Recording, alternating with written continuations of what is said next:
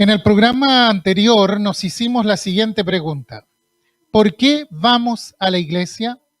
Y sobre esa pregunta giró la temática: tener claridad sobre el propósito de por qué nos congregamos en el santuario o en el lugar de oración. Para ello, leímos y examinamos los Salmos 122 y el Salmo 27, considerando frases como: yo me alegré con los que me decían, a la casa del Señor iremos. Y hoy quisiera ampliar este tema porque pareciera ser que en este tiempo la iglesia o la casa de oración, como quiera usted llamarle, no ocupa un lugar demasiado importante en la vida de muchos cristianos. Prácticamente cualquier cosa nos deja fuera de ella. Comenzaremos con una lectura bíblica basada en el Salmo 84 y allí veremos algo sobre la reunión y la comunión de los unos para con los otros. Dice así la palabra del Señor: cuán amables son tus moradas, oh Jehová de los ejércitos. Anhela mi alma y aún ardientemente desea los atrios de Jehová. Mi corazón y mi carne cantan al Dios vivo. Aún el gorrión haya casa y la golondrina nido para sí, donde ponga sus polluelos, cerca de tus altares, oh Jehová de los ejércitos, Rey mío y Dios mío. Bienaventurados los que habitan en tu casa, perpetuamente te alabarán. Mira, oh Dios, el escudo nuestro y pon los ojos en el rostro de tu ungido, porque mejor es un día en tus atrios que 1000 fuera de ellos. Escogería antes estar a la puerta de la casa de mi Dios que habitar en las moradas de maldad. Porque sol y escudo es Jehová Dios. Gracia y gloria dará Jehová. No quitará el bien a los que andan en integridad. Jehová de los ejércitos, dichoso el hombre que en ti confía. Amén. Damos gracias a Dios por sus palabras. Ustedes recordarán que en el programa anterior hablamos de David, cuando él declaraba su alegría de ir a la casa del Señor. Y dijimos que David no iba a un templo como imaginamos nosotros, sino que iba a una tienda de campaña, un tabernáculo donde se encontraba el arca del pacto, a pesar de que ya había palacios en aquel tiempo, y de hecho David mismo, él vivía en un palacio.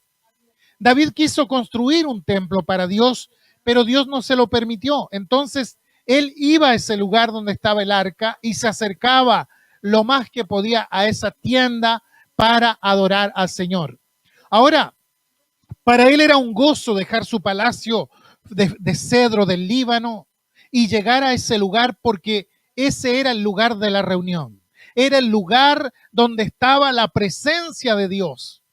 Ahora, cuando escribe el Salmo 122, que vimos la vez pasada, si uno se fija bien, dice cántico gradual.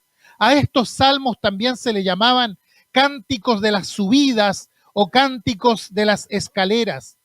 El pueblo sabía que había fiestas donde era obligatorio ir hasta la ciudad de Jerusalén, al lugar donde estaba el templo, y una de estas fiestas era la Pascua, como muchos saben. Y entonces se hablaba de subir a Jerusalén. Y mientras se subía a Jerusalén, se iban cantando cánticos al Señor. Y esto eran los denominados cánticos graduales. Quiere decir que la alegría que sentía David por ir a encontrarse con sus hermanos en la presencia de Dios, la trasuntó en un salmo, y este salmo se lo dio para que la gente lo cantara en las subidas. No sé si me explico bien. Quiere decir que le facilitó al pueblo una forma de expresarse ante Dios con un salmo que comienza diciendo: yo me alegré con los que me decían, a la casa del Señor iremos. Lo escribe para que todos participen del gozo que sentía al acercarse a la casa del Señor. Entonces, ¿cómo iba David al templo? Él iba con alegría, con gozo en el corazón, expresando siempre la alegría en el rostro, y esa es la forma ideal de ir a la casa del Señor. Ahora, ¿significa que nunca tenía problemas David? ¿Significa que nunca tuvo que enfrentar pruebas? Claro que las enfrentó. Si hay un hombre que tuvo pruebas en la antigüedad, ese fue el rey David. Fue un hombre lleno de problemas y lleno de angustia continuamente. Pero cualquiera fuera la circunstancia, él iba con gozo a la casa de Dios. Y esta es una lección muy importante para todos nosotros. No podemos alegrarnos solo cuando no tenemos problemas, sino también cuando pasamos por dificultades. Y en esto David era realmente un maestro. Y era un maestro porque se alegraba estando en la casa del Señor, aun si tuviera dificultades. Y entonces pudo escribir un salmo como este. ¿Por qué nos congregamos? Sobre esto abordaremos la reflexión, ¿verdad? Más adelante, pero hoy quiero que nos preguntemos cómo vamos, con qué actitud nos presentamos delante de Dios o nos acercamos a la casa de Dios. De la actitud con la que nos acerquemos a la casa del Señor dependerá también la bendición que vamos a recibir. Es muy importante la actitud con la cual vamos al culto. Es determinante sobre el impacto de este en mi vida. En alguna ocasión les conté lo que significaba para mí y mi familia tener que ir al culto 1 o 2 veces a la semana. Cuando era pequeño, cuando era chico, recuerdo aquellos domingos de estar esperando movilización por largo rato para transportarnos hasta donde quedaba la iglesia, aproximadamente 4 kilómetros de distancia. Y en muchas ocasiones debíamos ir a pie, 1 hora, un poco más, a veces caminando, de ida y de regreso también. Ahora, yo siendo niño no entendía mucho esa necesidad de ir a la iglesia que tenía mi madre, principalmente siendo que quedaba tan lejos del lugar donde vivíamos. Recuerdo una ocasión en que estaba esperando el bus para ir a la iglesia, una tarde de invierno junto a mi madre.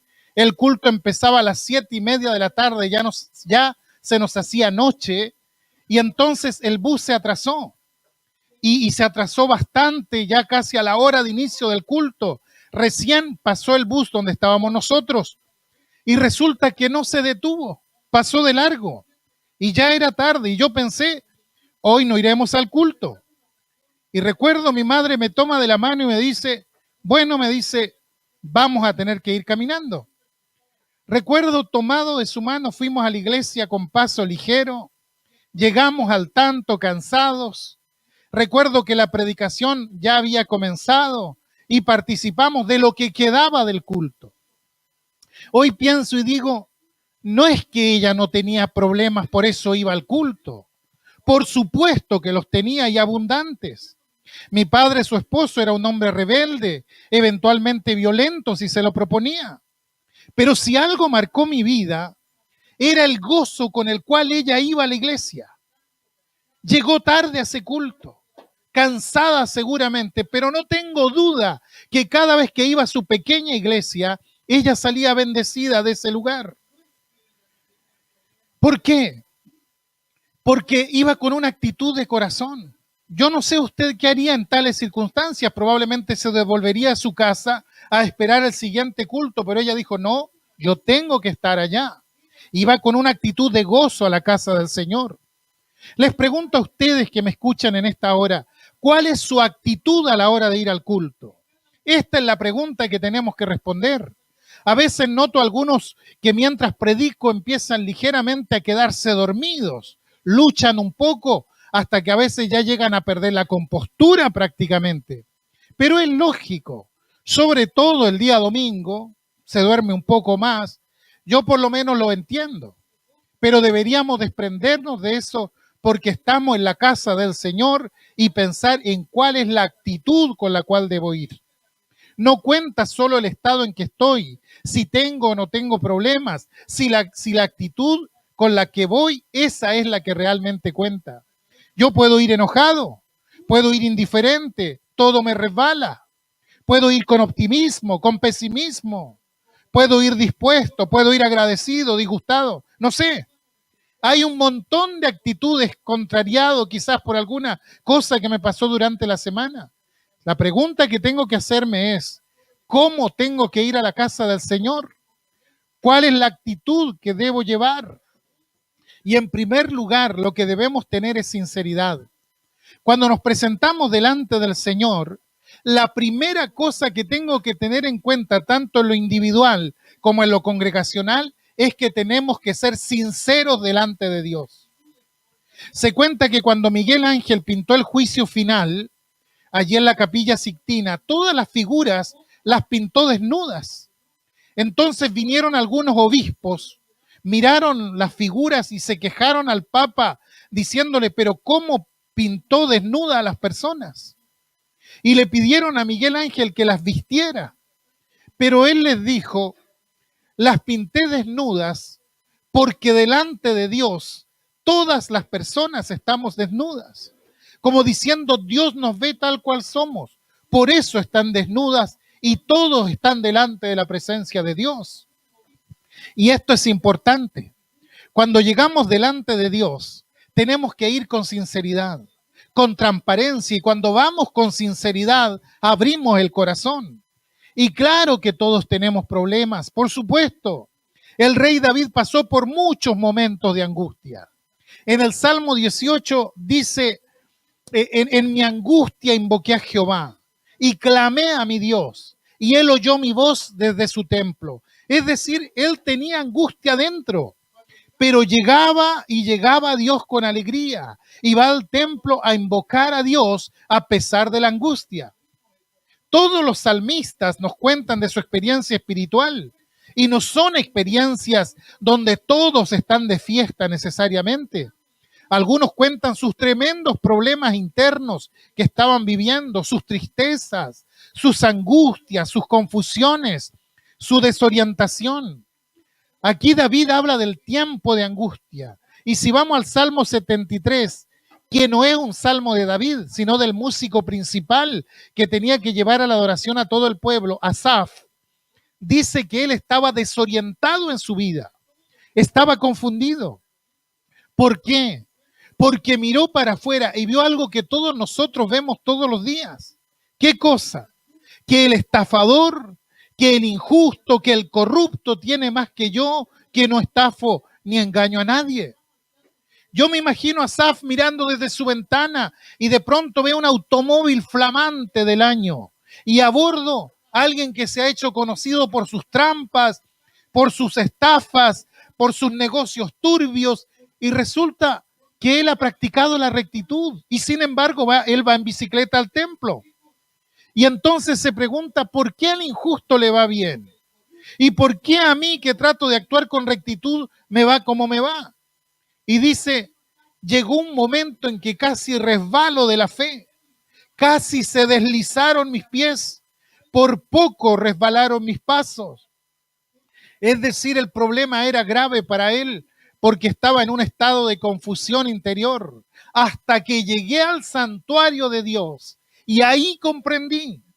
Bueno, si usted va al Salmo 73, allí él explica qué fue lo que comprendió. Comprendió no solamente lo que le faltaba, sino que comprendió también lo que tenía y los demás no. Es decir, llegó a comprender y a mirar la vida desde otra posición.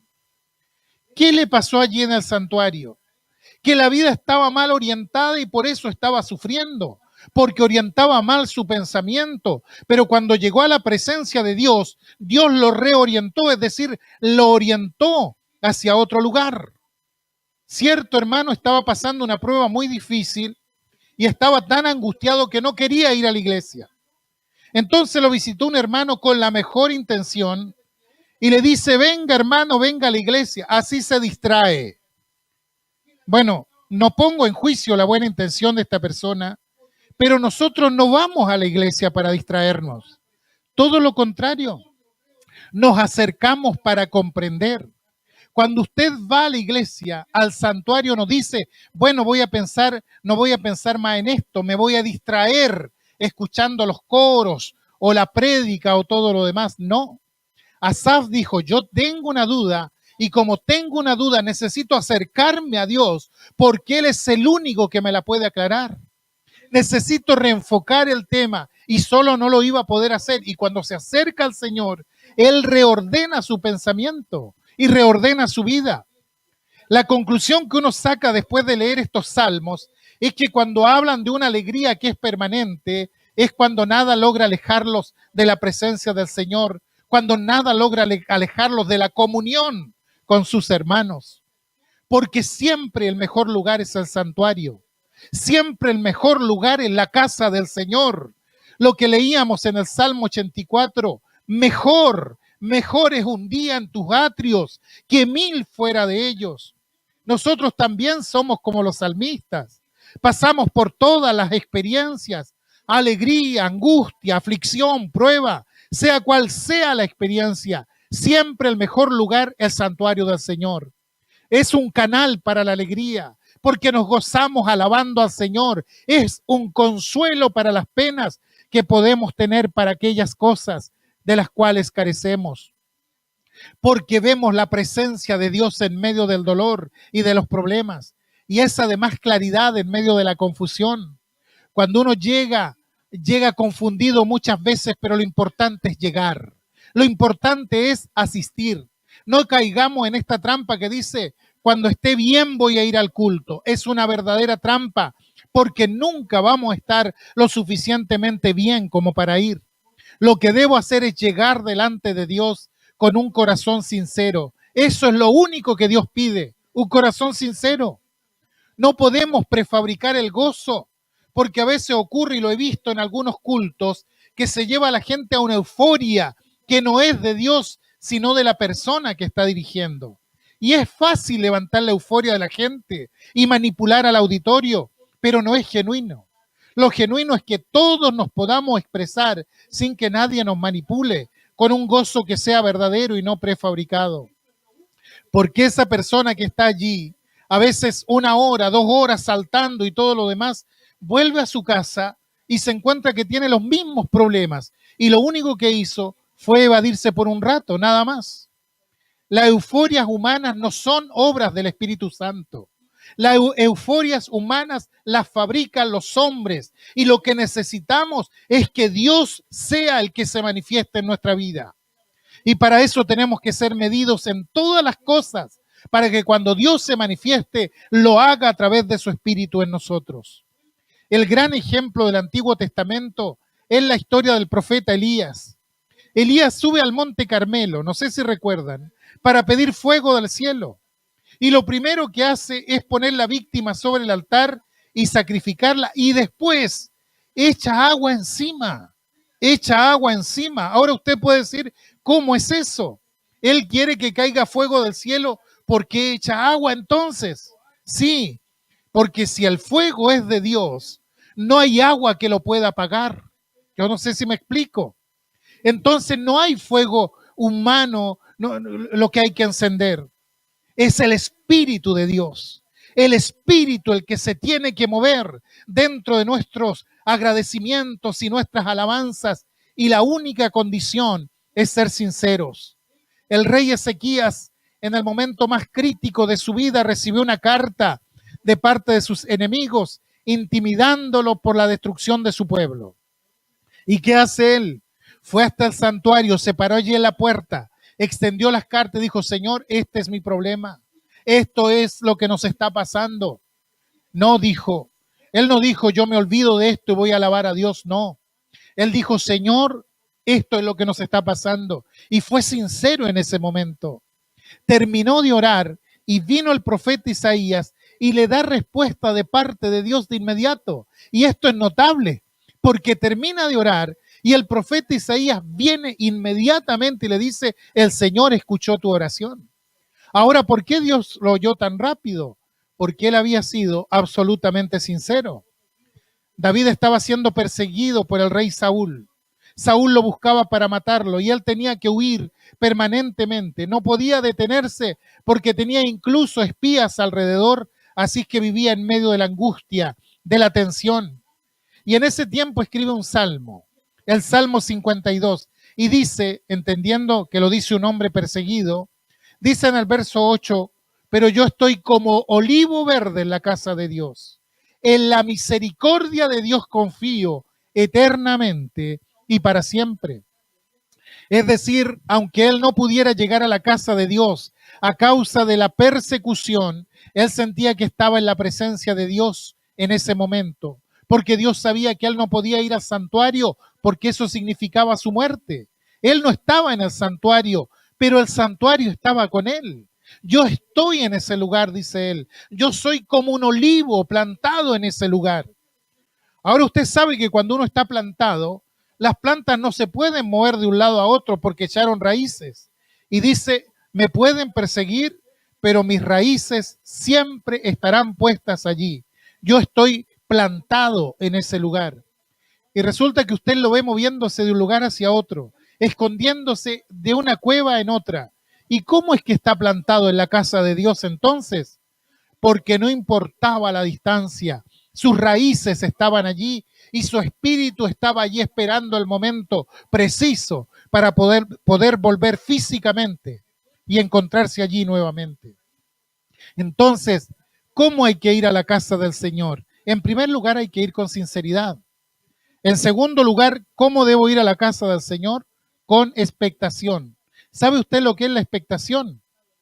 A ver, no lo voy a hacer, pero ustedes que me están escuchando en este momento, ¿qué pasaría si abruptamente me quedo en silencio y pasan los minutos y no digo nada?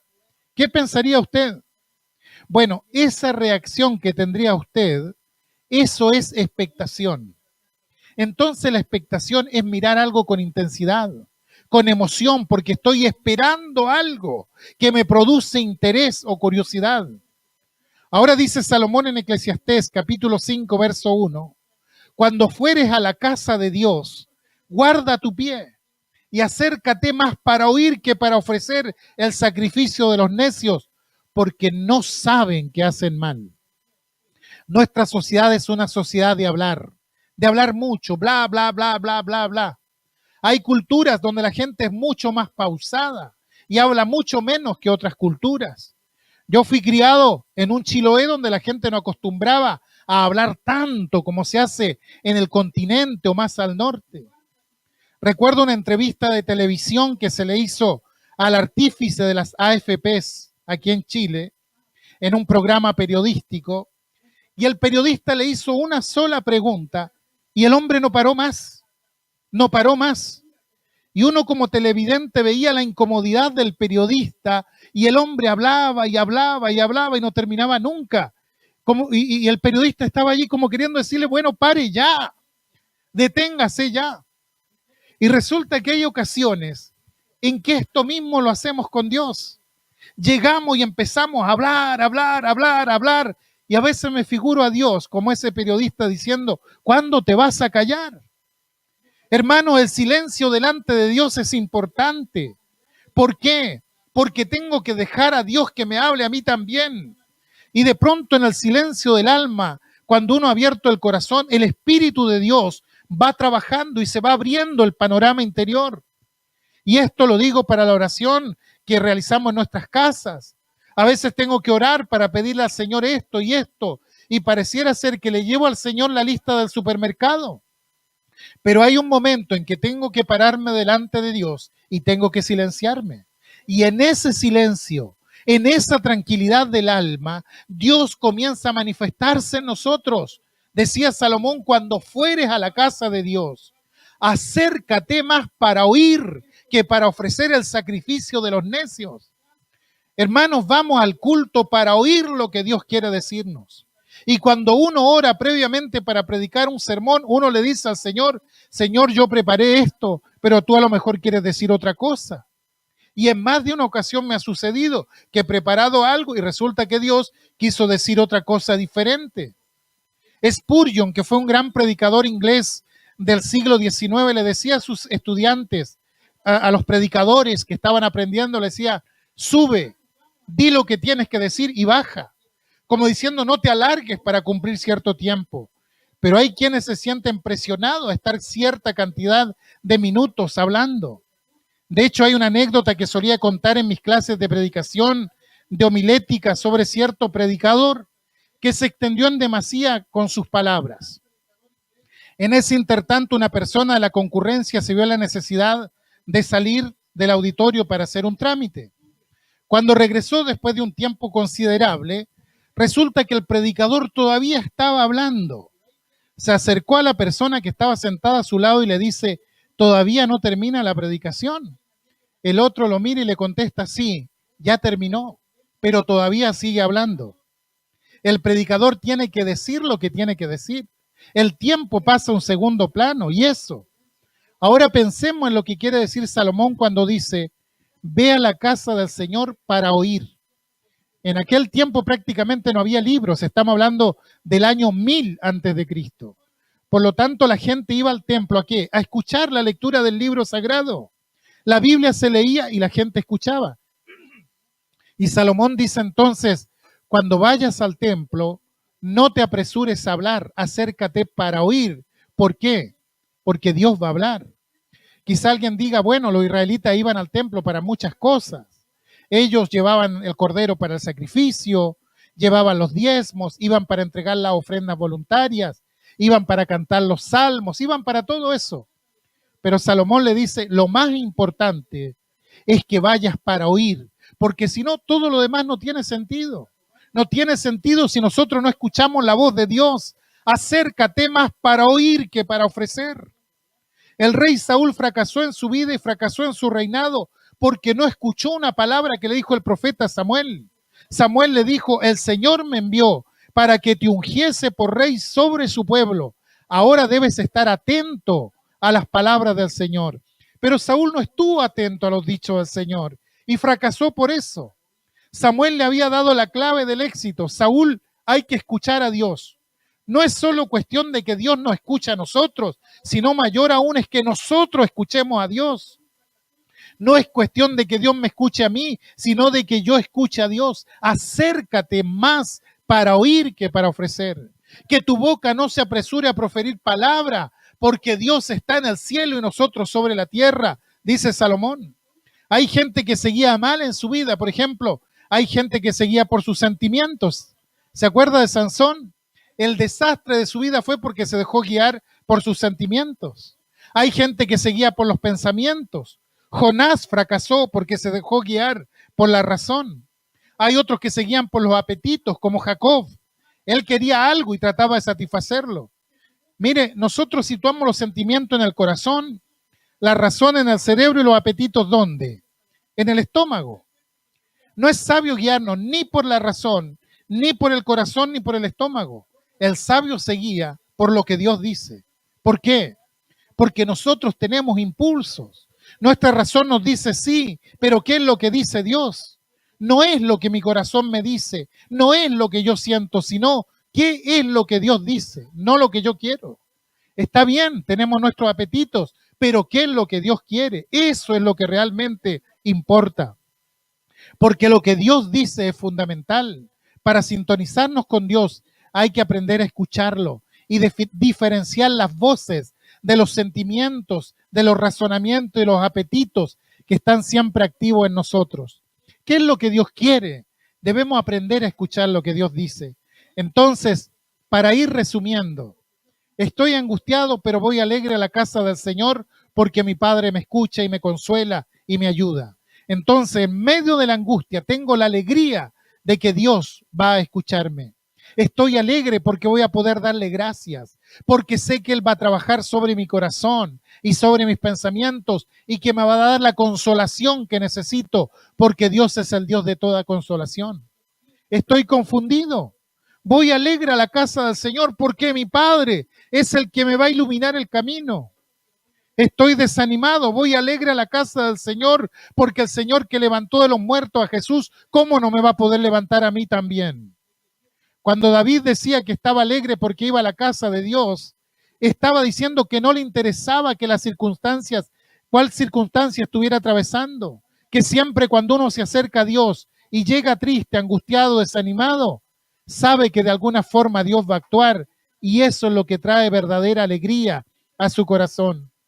Jesús le dijo a sus discípulos, la noche que fue entregado, les dijo, ahora ustedes van a tener tristeza por un tiempo, pero yo los voy a volver a ver y se gozará el corazón de ustedes y nadie le quitará el gozo. Su gozo va a ser permanente en ustedes.